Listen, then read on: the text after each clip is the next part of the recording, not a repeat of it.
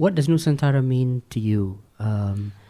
How did you first learn about this idea? What did you think, and how did you feel about this idea of Nusantara? And then after these questions, I want to ask again, why these questions? Why are they compelling to you? This question about Nusantara. But first, if we can go into the idea of Nusantara, what it means, and how did you first learn about it, and what do you think? How did you feel about the idea of Nusantara? In the end, if you're a social scientist or a scholar of the humanities, you are studying humanity, right? You're studying the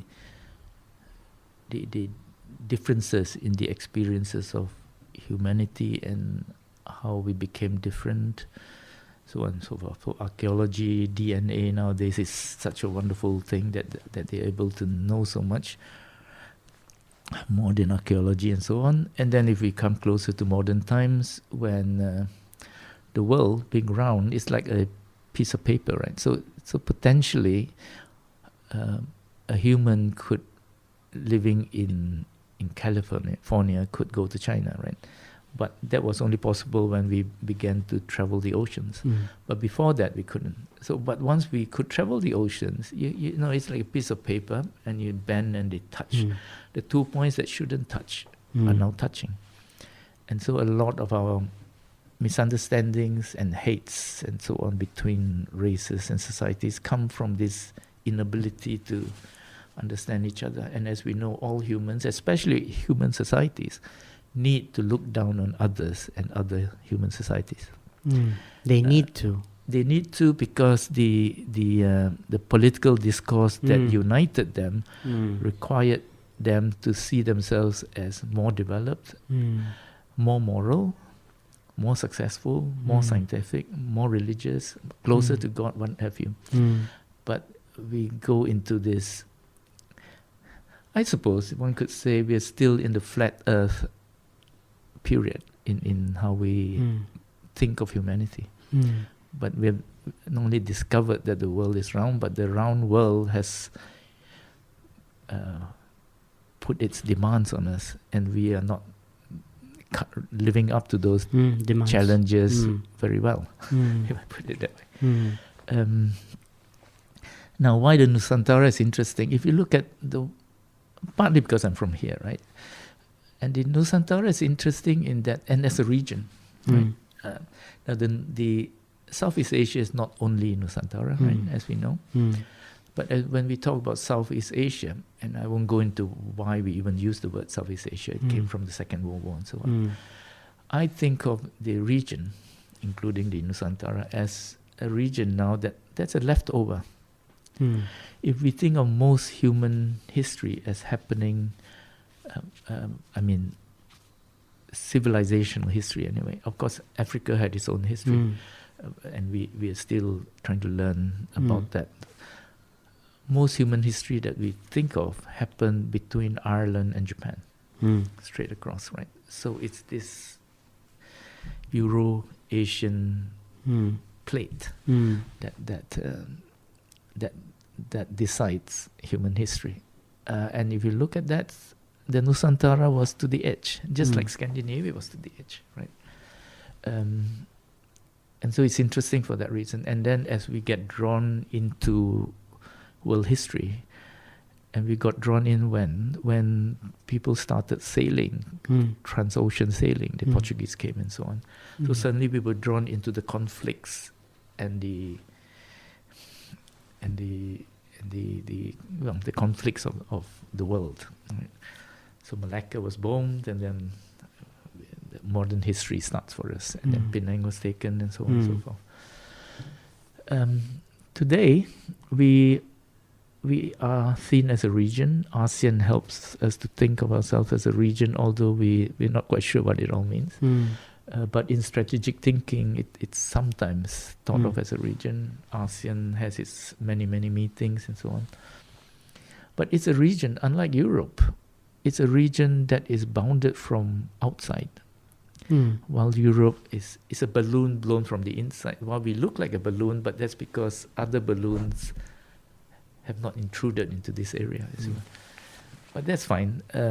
So we can act that way, and we're a more peaceful region for that, right? The Nusantara then has the potential to give us concepts about human society and how we should relate to each other that you may not have if you were living on a continent, right?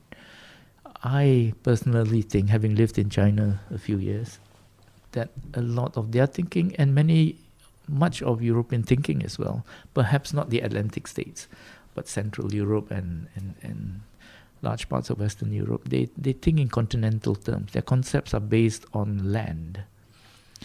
China's definitely.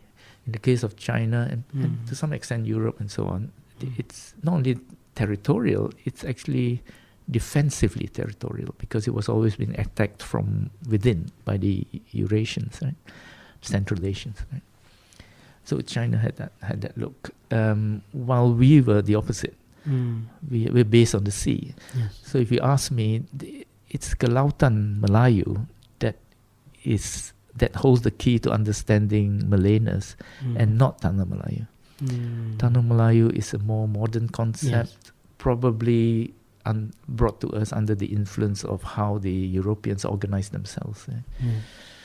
Or was it by force of circumstances where I've read they were pushed more into the lands, and so they of course force is basic to human life.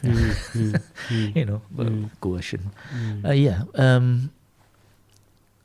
One could simplify it this way. We see the coming of the Spanish and the Portuguese. That's the first wave, the Catholic one, right? And they did it in a way that the Pope decided that the Portuguese and the Spanish should not fight out in the world. They should just go out and conquer everything in the name of Christ and so on.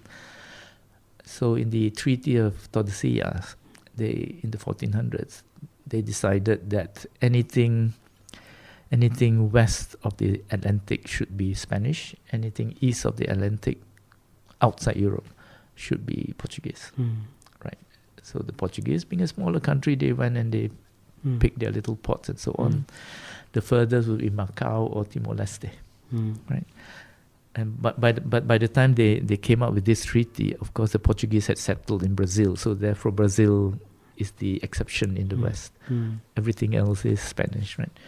And so they go around the world and they meet here in the Nusantara, right? So you had the Spanish taking over Philippines and the Portuguese having Malacca, Macau, Timor-Leste, you know. But then later the Dutch came along, and these are the mercantilists, right?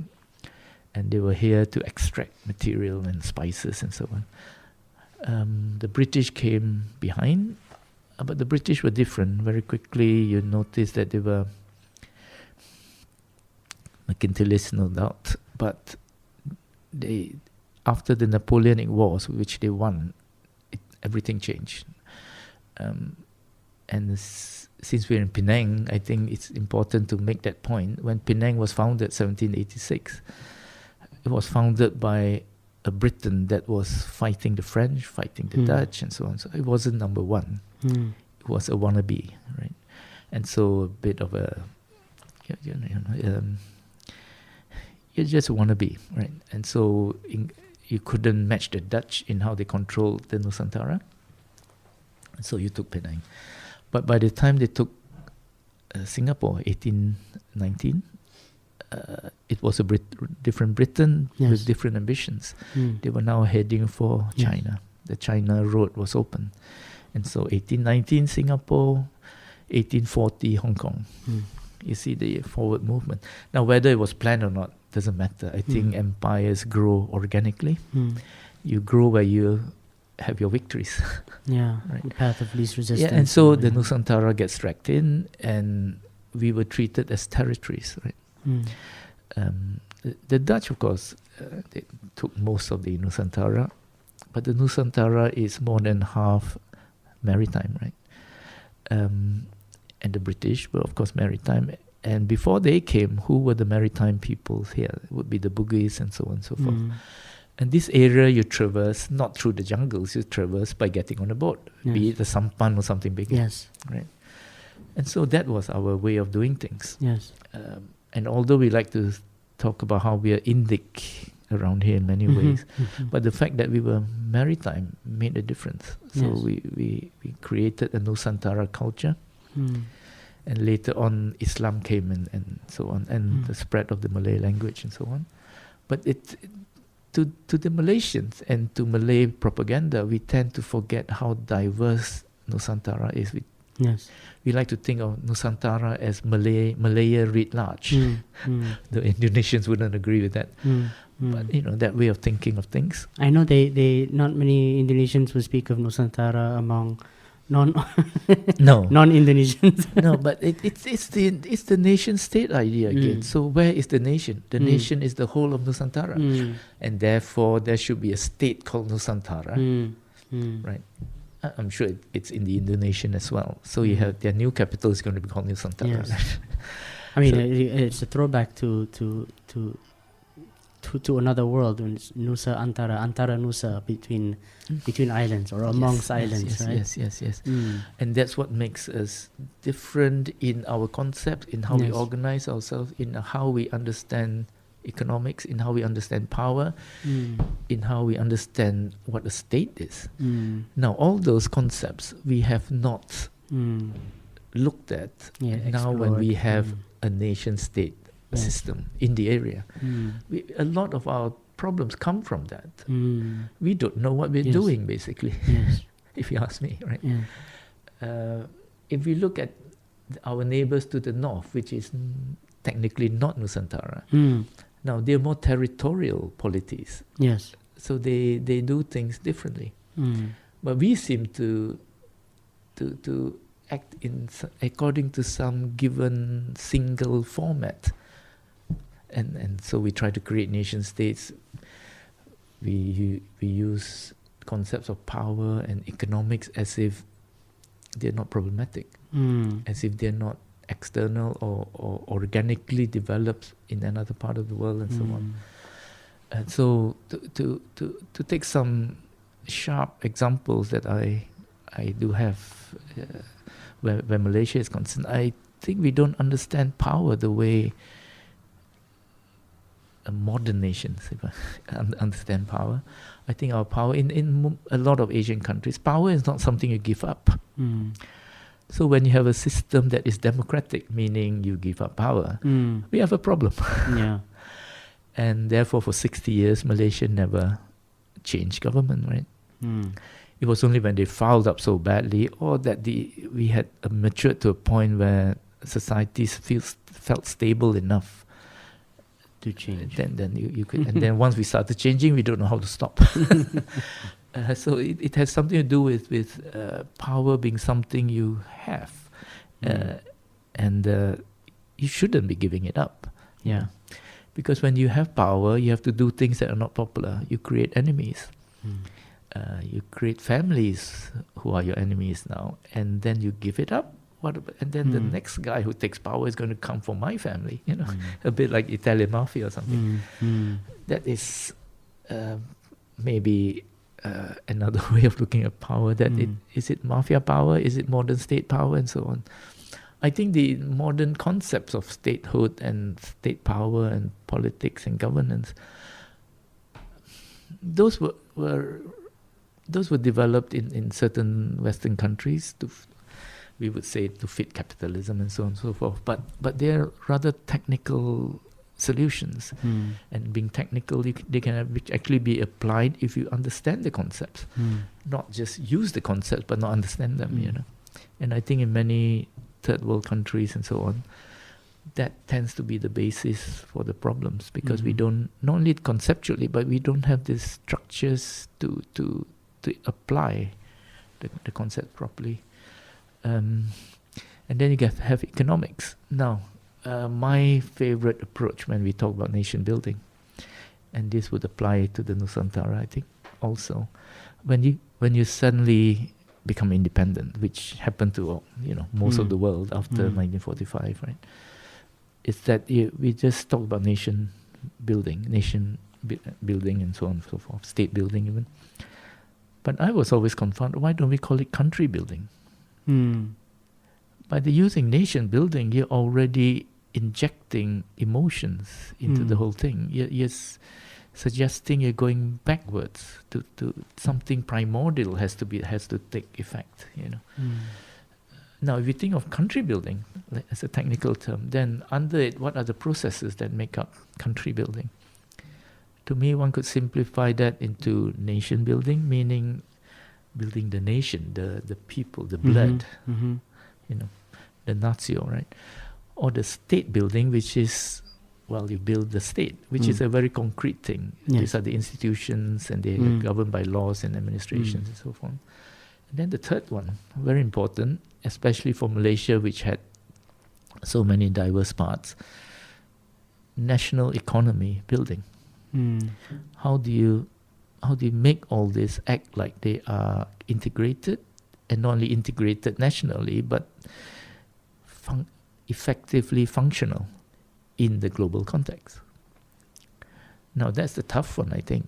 And I think all these three happen at the same time in all countries with different emphasis. Like I was saying earlier, in Singapore, the state building thing is the one. But for the state to build itself, then the economy has to be built. So like Dr. Goh Keng Swee of Singapore often said, he talked about the primacy of economics. Of course, he was an economist from LSE and so on. But I think he's right in that. The state building couldn't have succeeded if the national economy building didn't succeed.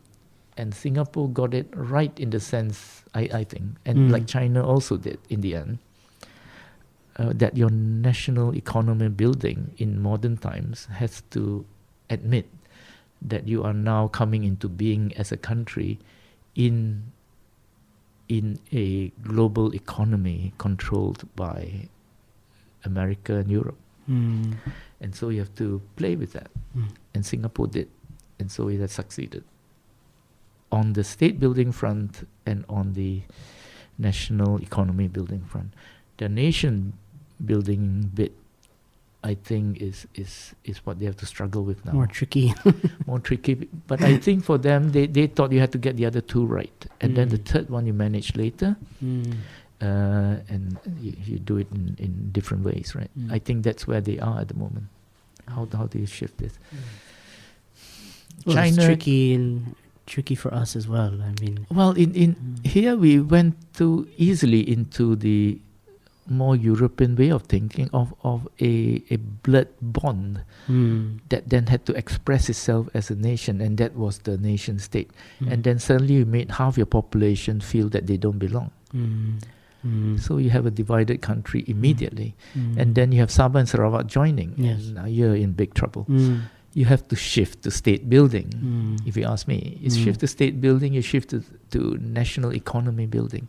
By national economy building, I'm of course trying to highlight the fact that when the British left, Kelantan, Terengganu, they played different roles in the global economy, if at all, compared to Penang, Singapore, Malacca, and so on, or Perak, and so on. They're separate bits. These are separate bits playing different bits in the colonial economy, which would soon become the global economy. Right?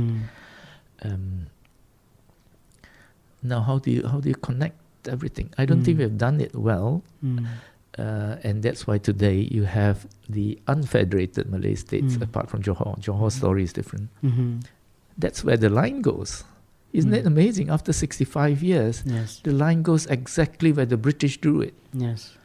Organically. They drew it organically. They weren't planning anything, right? They weren't interested in what are the unfederated Malay states until the French and the Germans started showing interest. And so they said, we better have them as buffer against Siam and so on, right? But then when they pulled back, this is what they left us. So the mess they left us, we didn't clean up properly because we thought we knew everything already. And also in most nation building projects, you play down the importance of the intellectuals, the social scientists especially, right? Even Singapore did that. I think now they're trying to reverse it as much as they can, but it's a tough one. So you see policy making and government formation in Malaysia, for example, unlike many other countries, we don't care about the intellectual. We might bring them in nowadays for show, but they don't run anything. So you see the problem. So we don't want our outdated concepts to be challenged. So our politics, our democracy, and so on are best understood through this lack of ability to move from a pre-colonial, even feudal way of thinking to the modern one. And now I've studied many, not deeply, but many nation building processes, right? Could be Japan, could be China, and so on. They went through very, very difficult periods. Vietnam, they had to fight off world powers, and out of that, they organically created their own concepts about how they should grow, right? Malaysia didn't. I don't think we did. We just compromise. Our federalism is not based on principle. Our federation is based on contingencies. Singapore had it easier because it just sort of started from scratch in their nation building process. Many times that's easier to start from scratch than. But they got it right. You see, they could have got it. 99% of your choices will be wrong. 1 or 2 will be right. That kind of thing. China couldn't get it right until Deng Xiaoping came along, and apparently he did take some influence from the Singapore model. In that the most powerful force ever created by humanity is actually international trade. It started out as colonialism, conquest, piracy, what have you, right? In the end, to stabilize everything, you now have rules-based international trade. And that is so powerful, you can't fight it. The Soviet Union fought it. China tried to fight it. It's too powerful. So why are you fighting something that obviously works? It's just that it's controlled by the West. But then you can play it, and now, like China has done, now it's at a point that it doesn't even have to say that it wants to control the system. The West thinks that it wants to control the system. I myself don't think that that's what the Chinese want. They just, by sheer success, they are where they are, right? So they got that right in using the most powerful force ever created by humanity. Humanity had to pay for it. Especially the non-Europeans had to pay for it. But that's what you have, and you can't deny its strength. And so Singapore played along with that. China is now playing along with that. Singapore's options, of course, are not China's options. China's options are much, much more. And once they've got it going, they become a threat. Singapore was never a threat, right? But you see where I'm getting at. The country building. If you just say nation building, you have limited your conceptual breadth, So I would suggest, say country building. It's more neutral, and then you see what different countries do. Right? Malaysia was so separated; we had to have a federation. But our understanding of a country, of a state, is not federal. We don't really believe in diversity. But federalism is an acknowledgement of deep diversity. That's what federalism is. So we don't really understand it. So we have over-centralization. Most investments are done in the Klang Valley. Everywhere else are just necessary trouble. We're getting into the topic of federalism and state-federal relations, but before that, I'd like to finish up on Nusantara. And there's, can you crystallize what you mean by notions of power, politics, identity, and nationhood in terms of Nusantara? What are the Nusantara notions of these 4 concepts? Very quickly, if you can. Okay. Well, the basis, of course, it's economics and power, right? And the two can't be separated. And therefore, I'm an advocate of political economy. You can't talk economy, you can't talk politics without connecting the two. Yes. Even in Western states, it's sort of something they try to hide. Yes. But when push comes to shove, you see that their MNCs do what Yes. Washington wants, Yes. just like China's And MNCs. sometimes the other way around as well. Yeah, so it's sort of a conceptual problem. You can't come out of that. From what I hear, Adam Smith himself, when he wrote his book on the wealth of nations, meant political economy. Yes. He was not trying to create a subject called economics. Yes. That came later, right? But you can't separate the two. Mm. Okay, back to Nusantara and Notions of power, politics, identity, and nationhood. Economics, right? I think rent seeking is the basis for power in a maritime region, especially in pre-modern times. You had people doing their business, which is economics. Yeah. Economics at its base is whatever you do today to survive. That's economics. I can put a price on it if you like, but that's what you do, and you create a system through which you can do it. Your son will do this, your daughter will do this, and then and you go hunt, and then that's economics. And you're fine. And then you find that you might function better if you function in a bigger group and so on. But once you're a bigger group, you have trouble because you don't always have the same interests. Your family comes first for you, the other guy's family comes first for him, so on and so forth. So where does power come in? The power comes in how should we manage all this, right? But if we focus on economics, so economics would be the marketplace, right? So I might kill a wild boar and so on, so I've got more than I can eat, and I want to sell half of it, or so I have to meet somewhere. I have to have some ritualized process through which this can happen. So you give me your seashells and I'll give you my boar, whatever, right? But then there's the problem of security as well. Always in human society, someone can come and kill the both of you and take the seashells and the boar, right? But then we have the extortion record. I would put it that way. I'm sure it's quite natural to humanity to have extortion records, because we realize if I kill you, that's only once off. Then I get what you want, and that's the end of it. But if I don't kill you, you control the gates. And then I get this every week. Right? Toll I control keeping. the gates. So the toll system, the rent seeking, and so on, the extortionist format for power and economics comes into play. Yes. We don't like to talk like that, but I can't imagine that we don't do this kind essentially, of thing. fundamentally, St. Augustine was saying, what so are kingdoms but armed robberies, right? In my own experience, I was once, many years ago now, 1982, I was in Kuching, and during the weekend, you were told to, as a tourist, you were to go to a certain place where the weekend market happened. And it was amazing back then, because all the different tribes and people would come down and meet and exchange. It could be barter trade, it could be using the ringgit or whatever. And that would have been close to what was natural to the Nusantara. Right? Now, of course, some smart aleck with big muscles is going to think of how can I arrange this and skim off something, right? So you get the rent-seeking thing tied to power. Power is rent-seeking. Yes.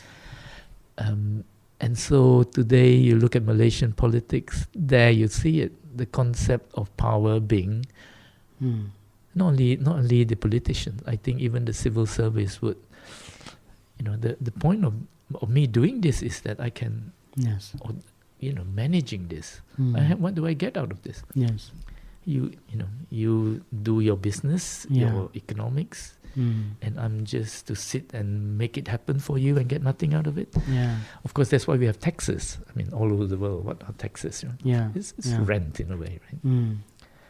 GST, what is GST? Whatever you make, I want some, basically. Yeah.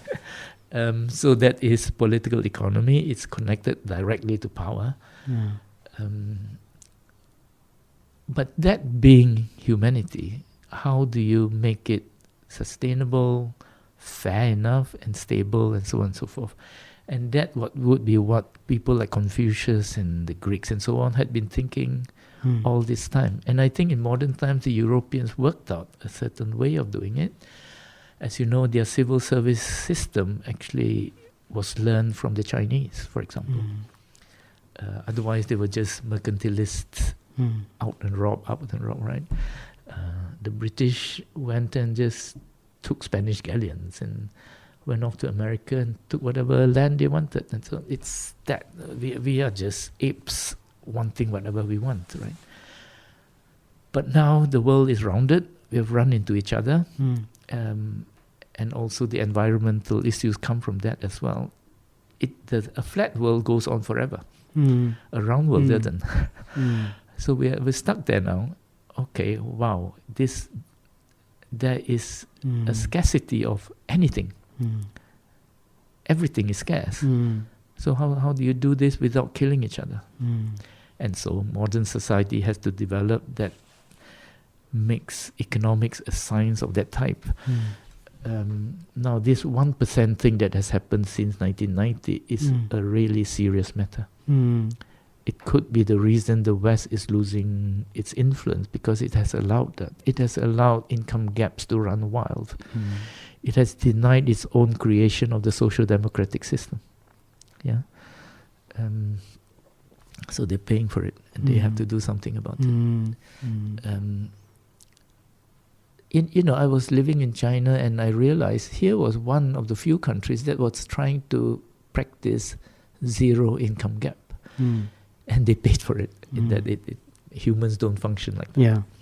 And so they said, we have to have the income gap. And so they had the income gap, and now they have to try to control it, including controlling their 1%. Yeah. So we are at that point. So back to what you asked me in the beginning, seeing myself or the world at a turning point. I think we always do. Yes. Maybe that's saying too much. I'm sure there are periods when things were less in flux. Yeah. But the whole definition of modern times is flux, right? Just the last 10 years, 15 years, our smartphone is 15 years old. Yeah. The internet is since the late 80s or something, right? It's all changed. And so you have to just keep going. And the best way to keep going is to become a generalist, really, right? Be more rounded in one things, because everything is being rounded up, as it were.